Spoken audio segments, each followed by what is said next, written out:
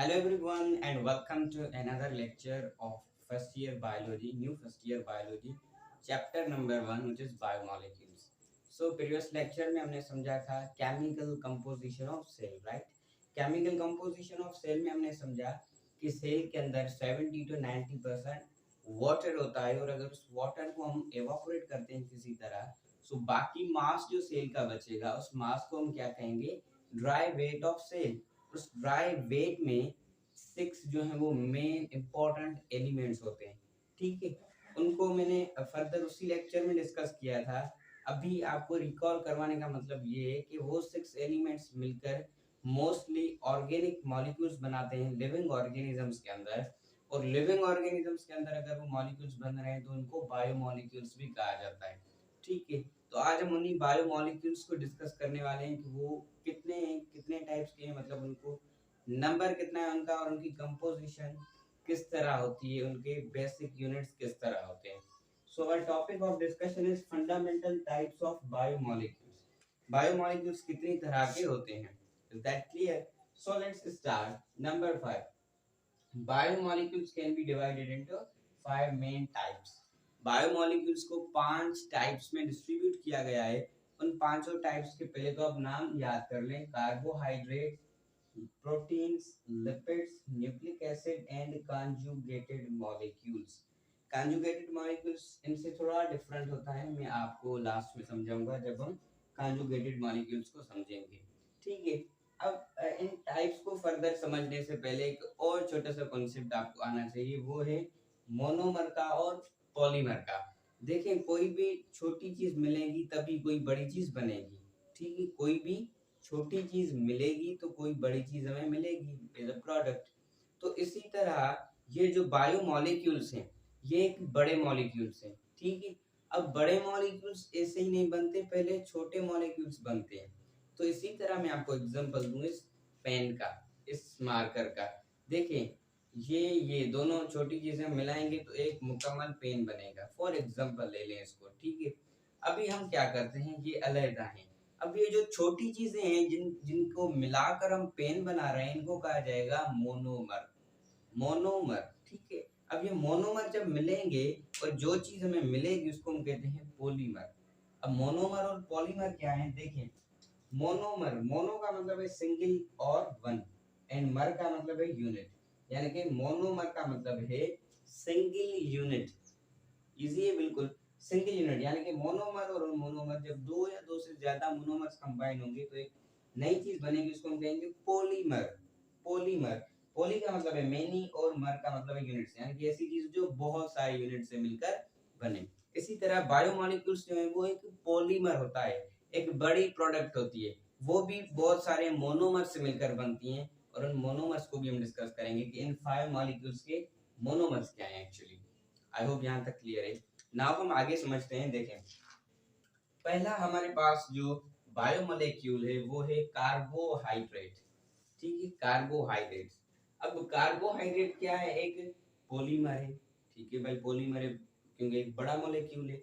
तो ऑब्वियसली इसका कोई क्या होगा, मोनोमर भी होगा। तो इसका जो मोनोमर है उसको हम कहेंगे मोनोसेक्राइड। उसके मोनोमर को हम कहेंगे मोनोसेक्राइड। मोनो का मतलब है वन और सेक्राइड का मतलब है शुगर। तो आप इतना समझ लें कि इसका जो बेसिक यूनिट है, इसका जो मोनोमर है उसको हम कहेंगे मोनोसेक्राइड। यहाँ पर मैंने लिखा भी है मोनोमर। मोनोमर क्या है, मोनोसेक्राइड। ठीक है, अभी देखें मोनोमर्स आपस में मिलेंगे क्या बनेगा, कार्बोहाइड्रेट। यानी कि मोनोमर्स की कॉम्बिनेशन होगी। कॉम्बिनेशन ऐसे नहीं होती कि भाई फॉर एग्जांपल दो तीन मोनोमर आए फिर आ जाए भाई मिल जाए तो कार्बोहाइड्रेट बनेगा, बिल्कुल नहीं, इस तरह नहीं होता। मोनोमर्स कंबाइन होते हैं एक लिंकेज के थ्रू, एक बॉन्ड के थ्रू, और उस बॉन्ड को भी एक नाम दिया जाता है। हर बड़े बायोमोलिक्यूल के अंदर जब छोटे यूनिट्स मिलते हैं तो किसी बॉन्ड के थ्रू मिलते हैं और उन बॉन्ड को एक स्पेसिफिक नाम दिया जाता है अकॉर्डिंग टू दैट बायोमोलिक्यूल। अभी देखते हैं, अगर मोनोसेक्राइड्स कंबाइन होंगे जब कार्बोहाइड्रेट बनाने के लिए तो उसके अंदर कौन सा बॉन्ड होगा। ठीक है, ये जो मैंने स्ट्रक्चर ड्रॉ किया है ये कहना ये चाहता है, आपको समझाने के लिए मैंने ड्रॉ किया है। सो फॉर एग्जांपल ये भी एक मोनोसेक्राइड है, ये भी मोनोसेक्राइड है, ये भी, ये भी, ये भी, ये भी, ये भी, ये सारे मोनोसेक्राइड्स हैं। ये आपस में मिलते हैं तो क्या बनाते हैं, एक कार्बोहाइड्रेट बनाते हैं। और जो ये कार्बोहाइड्रेट बनाते हैं, ये मोनोसेक्राइड्स आपस में मिले तो किस बॉन्ड के तहत मिले, तो वो बॉन्ड कहलाएगा ग्लाइकोसाइडिक बॉन्ड या ग्लाइकोसाइडिक लिंकेज। ग्लाइकोसाइड बॉन्ड या ग्लाइकोसाइड लिंकेज, आप दोनों नाम इनको दे सकते हैं। Is that clear?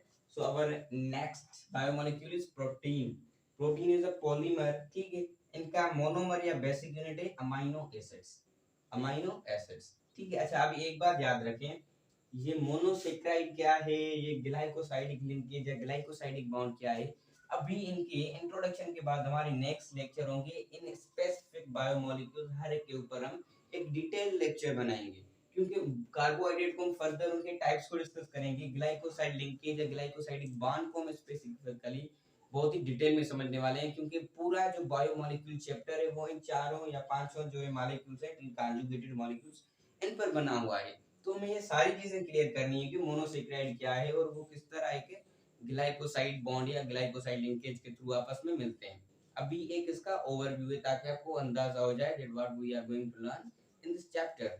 Okay, so protein एक पॉलीमर है, उसका मोनोमर है अमाइनो एसिड्स, ठीक है। और अमाइनो एसिड्स फॉर एग्जांपल ये बहुत सारे अमाइनो एसिड्स हैं, 1 2 3 4 5 6 7 8, कितने भी हैं, ये एक प्रोटीन बनाते हैं। अब अमाइनो एसिड्स को मिलाने वाली जो लिंकेज होती है, जो बॉन्ड होता है, इसको कहते हैं पेप्टाइड लिंकेज और पेप्टाइड बॉन्ड, पेप्टाइड लिंकेज या पेप्टाइड बॉन्ड।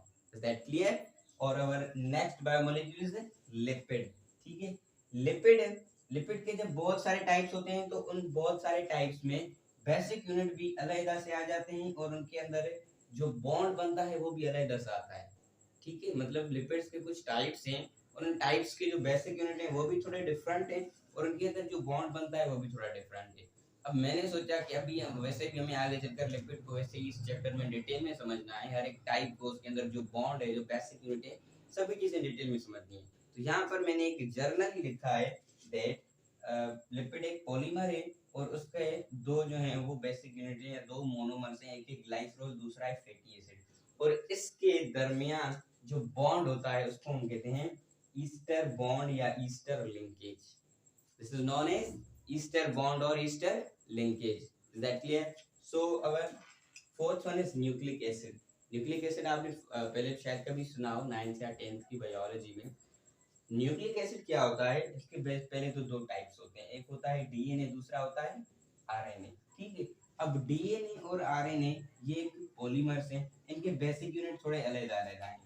डीएनए का बेसिक यूनिट है डीऑक्सीराइबोन्यूक्लियोटाइड, डीऑक्सीराइबोन्यूक्लियोटाइड ये इसका नाम है। और आरएनए, आरएनए का जो बेसिक यूनिट है, जो मोनोमर है, वो है राइबोन्यूक्लियोटाइड।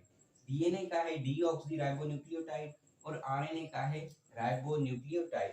अब ये जो डीऑक्सीराइबोन्यूक्लियोटाइड आपस में मिलकर डीएनए बनाते हैं या राइबोन्यूक्लियोटाइड आपस में मिलकर आरएनए बनाते हैं, तो इसके अंदर बॉन्ड एक ही होता है, उस बॉन्ड का एक ही नाम है। उस बॉन्ड को हम कहेंगे, क्या कहेंगे, फॉस्फोईस्टर लिंकेज या फॉस्फोईस्टर बॉन्ड।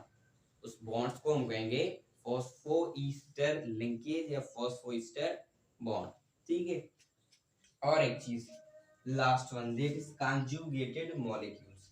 देखें कॉन्जुगेटेड, कॉन्जुगेटेड लफ्ज आता है कॉन्जुगेशन से। कॉन्जुगेशन का मतलब है किसी चीज का मिलना या कुछ चीजों का मिलना। तो जब इनमें से डिफरेंट मॉलिक्यूल्स आपस में मिलेंगे और एक नया मॉलिक्यूल बनाते हैं तो उसको हम कहते हैं कॉन्जुगेटेड मॉलिक्यूल्स। मैं इसको बहुत ही डिटेल में समझाऊंगा आने वाले लेक्चर्स में, या मे भी अगर आप ये लेक्चर थोड़े देर से देख रहे हैं तो वो लेक्चर्स आ भी चुके हैं। तो कहने का मतलब ये है कि ये एक अलग सी टॉपिक है, इनके एग्जांपल से इनकी बॉन्डिंग किस तरह होती है वो मैं आपको जो फर्दर लेक्चर्स आने वाले होंगे, जो फर्दर लेक्चर्स होंगे आने वाले टॉपिक्स पर, उनमें समझेंगे हम। देखिए कॉन्जुगेटेड मॉलिक्यूल्स, पहले तो इसमें डिफरेंट बायोमॉलिक्यूल्स बनते हैं, तो जब डिफरेंट बायोमॉलिक्यूल्स बनेंगे तो बॉन्ड कैसे सेम होंगे? ऑब्वियसली जब डिफरेंट बायोमॉलिक्यूल्स बनेंगे तो उनके दरमियान जो बॉन्ड्स बनेंगे वो भी डिफरेंट बॉन्ड्स बनेंगे या डिफरेंट लिंकेजेस बनेंगे। Is that clear? So I hope आपको ये टॉपिक जरूर समझ में आया होगा, और अगर समझ में आया है तो इसे लाइक जरूर कर दें इस लेक्चर को, और अपने क्लासमेट्स या फ्रेंड्स के साथ भी ज़रूर शेयर करें। I will meet you in the next lecture. Take care of yourself and your family. Bye.